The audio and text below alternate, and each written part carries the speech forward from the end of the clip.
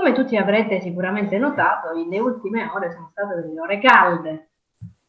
Voi che mi conoscete bene, un po' anche la città di Agrigento, ho imparato a conoscermi, sapete che per me la cosa più importante è l'indipendenza di pensiero, l'indipendenza di movimento, il riuscire a far fede a quel giuramento che è stato fatto ormai 5 anni fa, quello di tutelare la nostra gente, quello di servire la nostra gente. E per servire immaginavo che si potesse militare, partecipare, lavorare all'interno di un partito, potendo anche confrontare quelle che sono le problematiche, confrontarsi sul da fare. Ebbene, questo è venuto meno. E io, siccome sono una molto legata all'indipendenza di azione, di pensiero, legata a quelle che sono le problematiche del territorio, molto legata a quello che è l'idea che io ho di me, il rispetto che ho di me nel ruolo che in questo momento rappresento, penso che sia ormai un qualcosa di scontato. Nei fatti lo sono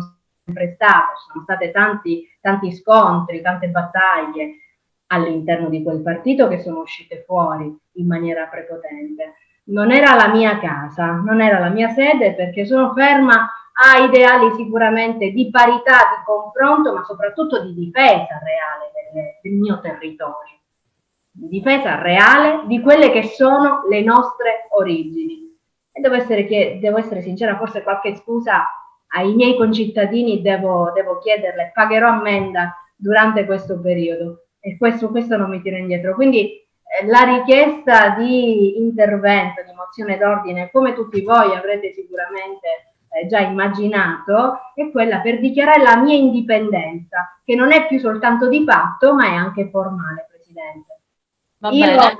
io ovviamente non intendo venir meno a quello che sempre mi ha spinto, che è il servizio per la mia città, e proprio dinanzi a questo sono orgogliosa di non aver spezzato e piegato la mia schiena dinanzi ad una politica becera. Quindi era questa la mia comunicazione, sono indipendente non solo di fatto ma anche formalmente.